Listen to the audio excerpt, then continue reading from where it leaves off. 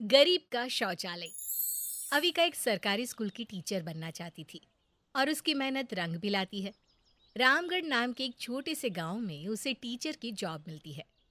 पर ये क्या, जब अविका गांव जाती है तो वो देखती है कि गांव में कहीं पर भी शौचालय नहीं है। गांव के सभी लोग खुले में शौच कर रहे हैं। ये देखकर अविका को बहुत ही अजीब लगता है और वो अपनी काकी से कहती है, काकी ये क्या, पूरे गांव में एक भी शौचालय नहीं है। मैं जब शहर से गांव आ रही थी तो मैंने देखा, पर मुझे कहीं शौचालय नहीं मिला। अब आप जल्दी से बताओ कि मैं कहाँ जाऊं। अविका बेटा, अब तो तुझे रात के होने का इंतजार करना पड़ेगा, क्योंकि गांव में एक भी शौचालय नहीं है। आखिर गरीब गांव वाले कहाँ से बनाएंगे शौचालय। पर काकी, सरकार ने इतनी सारी फैसिलिटी चालू की है, फिर भी गांव वालों ने अपने घरों में शौचालय नहीं बनवाया। अविका बेटा, जिस आंगन में तुलसी माता की पूजा होती है, उस घर में शौचालय नहीं बनाया करते। गंदगी को हमेशा घर से दूर रखा जाता है, ना कि घर में। अपनी काकी की ऐसी बातें सुनकर अविका को अपने कानों पर विश्वास नहीं होता कि आखिर शौचालय गंदगी कैसे हुई। पर अविका बेचारी कर भी क्या सकती थी। पूरे गांव में किसी के भी घर में शौचालय नहीं था, इसलिए अब वो रात होने का इंतजार कर रही थी और अंधेरा होती ही, काकी, अब मैं और कंट्रोल नहीं कर सकती, अब जल्दी से चलिए।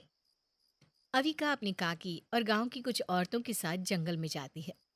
खुले में अविका ने पहली बार शौच किया था, इसलिए उसे काफी डर लग रहा था कि कहीं कोई सांप कीड़ा उसे काट ना ले। काकी, इतने अंधेरे में हम सब जंगल में बैठे हैं, आप सबको डर नहीं लग रहा क्या? मैंने सुना है कि जंगलों में सांप, बिच्छू और भी कई तरह के कीड़े होते हैं। अगर उन्होंने काट लिया तो हम तो मर जाएंगे। हे भगवान, आप लोग यहाँ खुले में कैसे शौच करते हैं? कुछ नहीं होगा अविका बेटा, हम सब है ना साथ में। और हमारी तो हमेशा से आदत रही है ऐसे खुले में जाने की। वैसे बहन, तुम्हारी भतीजी शायद इस गांव में पहली बार आई है, तभी इसे यहाँ के बारे में कुछ पता नहीं और वो ऐसी बातें कर रही है।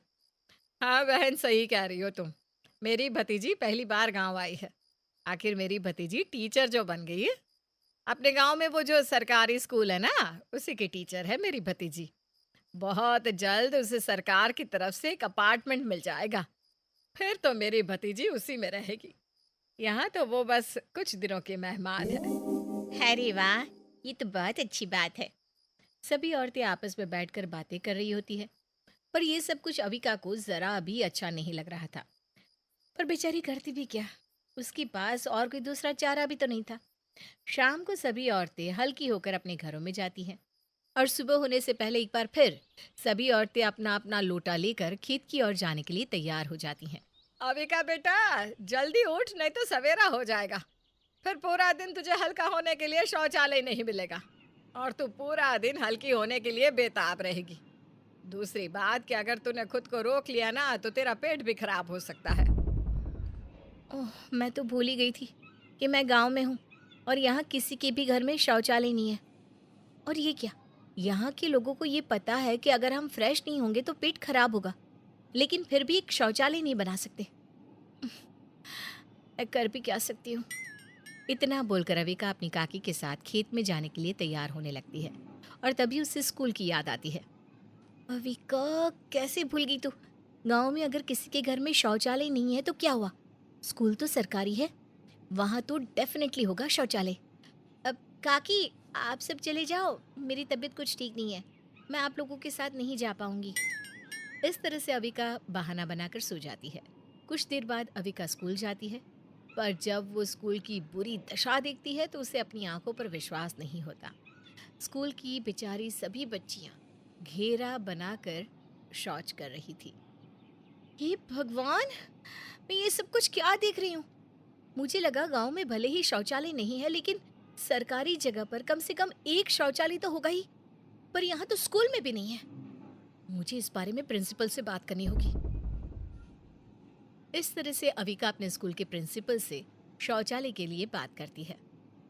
अविका जी, मानते हैं कि आप शहर से आई हैं और शहर में सारी फैसिलिटी है, पर आप गांव में पढ़ाने आई हैं और गांव में किसी भी तरह की कोई भी फैसिलिटी नहीं होती। यहाँ सब कुछ ऐसे ही चलता है।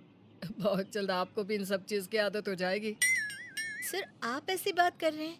आप एक पढ़े लिखे इंसान हैं आपको तो लोगों को समझाना चाहिए, उन्हें सही गाइड करना चाहिए, और आप ही इस तरह की बातें कर रहे हैं। अविका जी, कहना बहुत आसान होता है, पर करना उतना ही कठिन। आप एक बार गांव वालों से शौचालय के बारे में बोल कर तो देखिए, फिर देखना किस तरह से पूरे गांव वाले आपके खिलाफ हो जाएंगे। और वैसे किसी भी चीज़ की शुरुआत खुद से होती है, अपने घर से होती है। प्रिंसिपल की ये बात सुनकर अविका उनका इशारा समझ जाती है। आखिरकार गांव में अविका के खुद के घर में और उसकी काकी के घर में शौचालय नहीं था।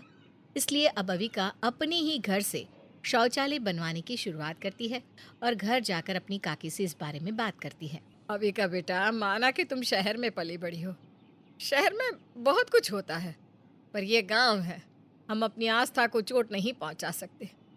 घर में शौचालय? राम राम राम राम, तुमने ये सोच भी कैसे लिया? हमसे ना होगा ऐसा पाप। बेचारी अविका अब हर किसी को शौचालय के बारे में समझाती है, पर कोई उसकी बात नहीं सुनता। बेचारी थक हार कर एक जगह बैठ जाती है, और तभी उसके पास एक गरीब औरत जिसका नाम पुष्पा होता है, वो अपनी छोटी सी बच्ची को लेकर आती है। मैडम जी, हम भी शौचालय बनवाना चाहते हैं, पर हमारे पास इतना पैसा नहीं कि हम अपने घर में शौचालय बनवा सके। हमारी बेटी विकलांग है, उसके लिए खुले में शौच करना बहुत मुश्किल होता है।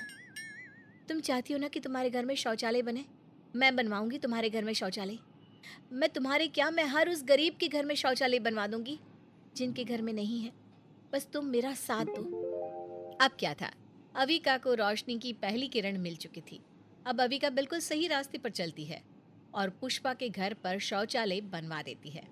उसके बाद वो ऐसे गरीब लोगों को ढूंढती है जिनके घर में शौचालय की काफ़ी ज़रूरत है। अब अविका उन गरीब लोगों के घर में शौचालय बनवाकर उनकी मदद करती है। ऐसे ही एक दिन अविका की काकी की तबीयत रातों रात खराब हो जाती है।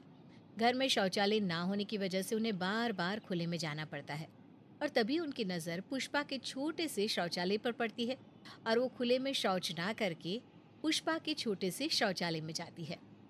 अविका बेटा, कल रात को हमारा पेट खराब हो गया। अंधेरे में बार बार जाना पड़ता है, इसलिए हमने सोचा कि पुष्पा बहन के शौचालय में ही चले जाए। तुम सही कहती थी बिटिया, शौचालय बहुत ज़रूरी है। इसलिए हमने भी सोच लिया है कि अब हम गरीब भी पाई पाई जोड़कर अपने घर में एक शौचालय बनवाएंगे। यही तो मैं आप सबको समझा रही थी काकी, कि शौचालय सिर्फ अमीर लोगों का या शहरी लोगों के लिए नहीं है, वो आप जैसे गरीबों के लिए भी है। क्या हुआ अगर आपके घर का शौचालय छोटा सा है या टूटा फूटा है? फर्क तो इस बात से पड़ता है कि आपके घर में शौचालय है। अब गांव के सभी गरीब जो अपनी गरीबी दिखाकर शौचालय से दूर भागा करते थे, वही लोग अपने घर में पैसे जोड़कर छोटा सा शौचालय बनवाते हैं और उसका सही इस्तेमाल करते हैं।